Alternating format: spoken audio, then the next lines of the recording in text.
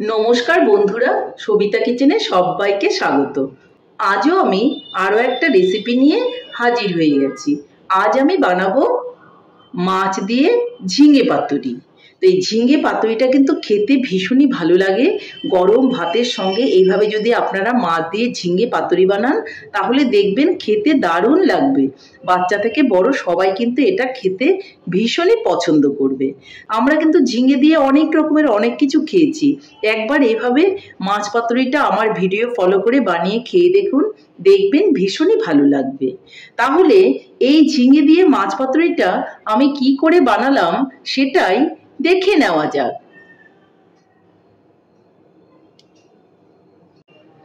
ঝিঙে দিয়ে মাছ পাতুরি বানাতে গেলে ঝিঙে তো অবশ্যই লাগবে, সেই সঙ্গে লাগবে মাছ। আমি মাছটাও নিয়ে নিয়েছি আর ঝিঙেটাও কিন্তু নিয়ে নিয়েছি।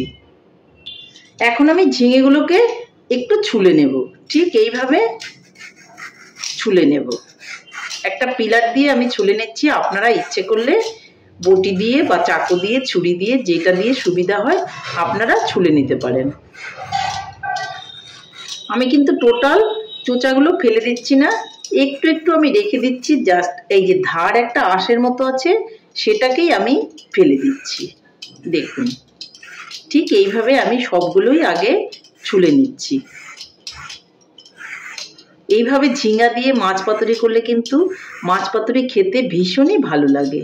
আপনারা একবার বাড়িতে খেয়ে দেখবেন, দেখবেন আপনাদেরও কিন্তু ভীষণই ভালো লাগবে।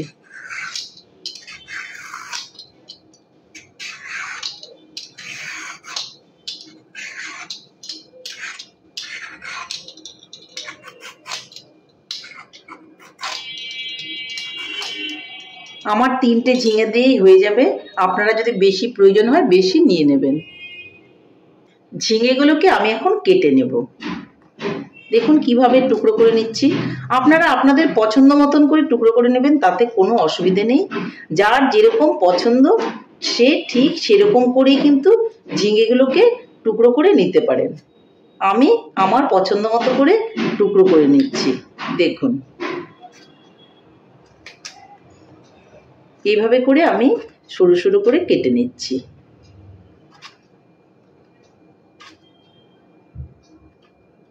একটু বড় বড় করে কাটলেও কোনো রকম অসুবিধে নেই। আপনার যেরকম পছন্দ, আগেই বলেছি আপনার পছন্দ মতো সাইজে আপনি কেটে নেবেন।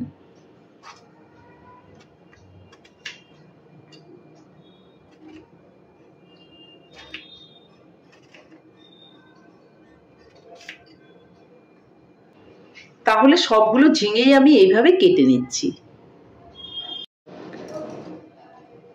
সমস্ত ঝিঙেগুলোই আমার কাটা হয়ে গেছে। আর নিয়ে নেব একটা টমেটো। টমেটোটাকে আমি সরু সরু করে কেটে নেব। এই যে এই টমেটোটাকে আমি কেটে নেব।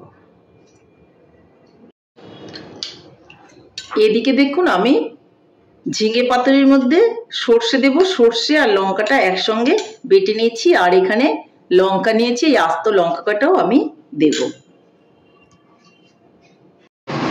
এদিকে আমি উনানে একটা কড়াই বসিয়ে তাতে আমি তেল দিয়ে দিয়েছি।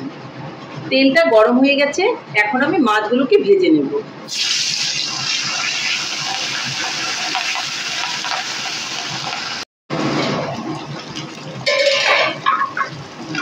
মাছটাকে আমি উল্টে দেব।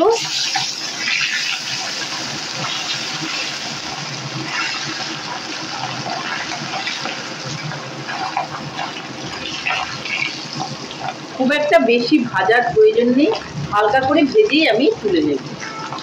মাছগুলো আমার হয়ে গেছে, আমি এখন তুলে নেব।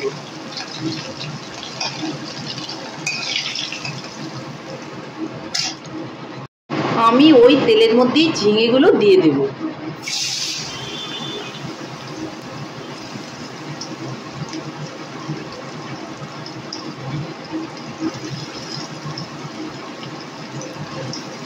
সঙ্গে আমি টমেটোটাও দিয়ে দেব।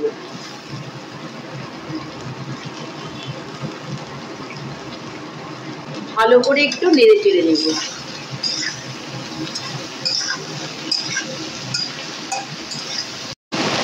এর মধ্যে আমি এখন পরিমাণ মতো লবণ দিয়ে দেব।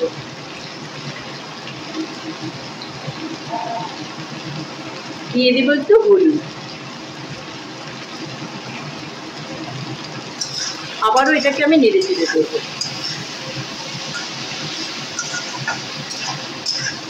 আমি বলেছিলাম আস্ত লঙ্কা দেবো, সেই লঙ্কাগুলো এখন আমি দিয়ে দিচ্ছি।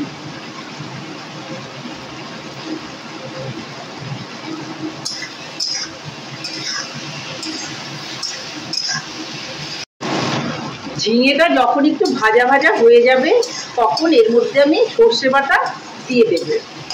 দেখুন আমার কিন্তু অনেকটাই ভাজা হয়ে গেছে। এখন আমি সর্ষে বাটাটা দিয়ে দিচ্ছি। আপনারা এর মধ্যে সর্ষে না দিয়ে পোস্তও দিতে পারেন, তাতেও কোনো অসুবিধা নেই। আমি বাটিটা ধুয়েও একটু জল দিয়ে দিচ্ছি।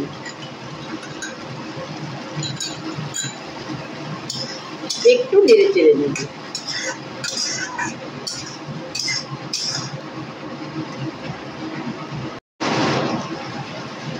আমি পাতুরির মধ্যে সামান্য একটু চিনি দিয়ে দেব।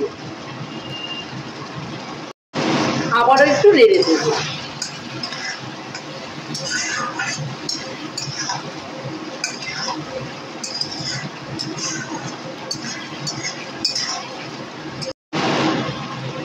এখন আমি উপর থেকে মাছগুলোকে দিয়ে দেব।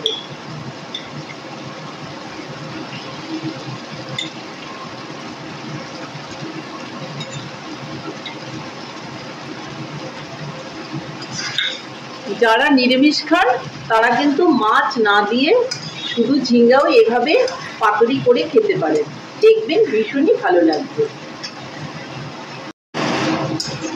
মাছগুলো দেওয়া হয়ে গেছে, আমি এখন একটা ঢাকনা দিয়ে দেব আর আঁচটাকে কমিয়ে রেখে দেব।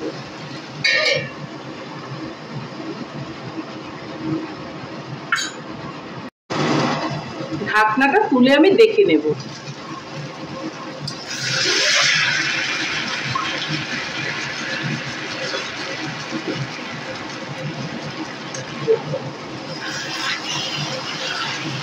এইভাবে নিচ থেকে একটু ছাড়িয়ে দেব।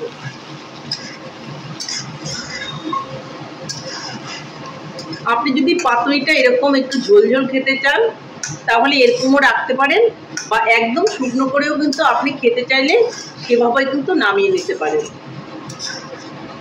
দুরকম ভাবেই এটা ভালো লাগবে।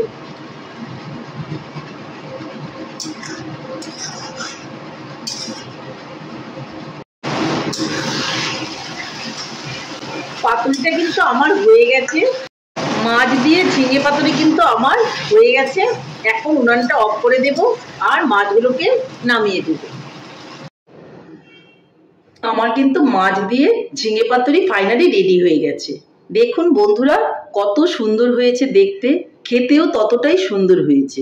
তাহলে বন্ধুরা আমার রেসিপিটা কেমন হয়েছে? আমার রেসিপিটা যদি আপনাদের ভালো লাগে তাহলে লাইক, শেয়ার, কমেন্ট করতে ভুলবেন না। আর আপনি যদি আমার চ্যানেলের নতুন বন্ধু হয়ে থাকেন তাহলে চ্যানেলটা সাবস্ক্রাইব করার অনুরোধ রইল। পাশে থাকা বেল আইকনটি প্রেস করে রাখুন আমার নিত্য নতুন রেসিপির আপডেট পেতে। তাহলে আর দেরি কেন, ঝটপট এইভাবে ঝিঙে দিয়ে মাছ পাতুরি করুন আর আপনারা গরম ভাতের সঙ্গে খান, দেখবেন ভীষণই ভালো লাগবে। নমস্কার, ভালো থাকবেন, সুস্থ থাকবেন, আবার দেখা হবে আরো একটা রেসিপির সঙ্গে।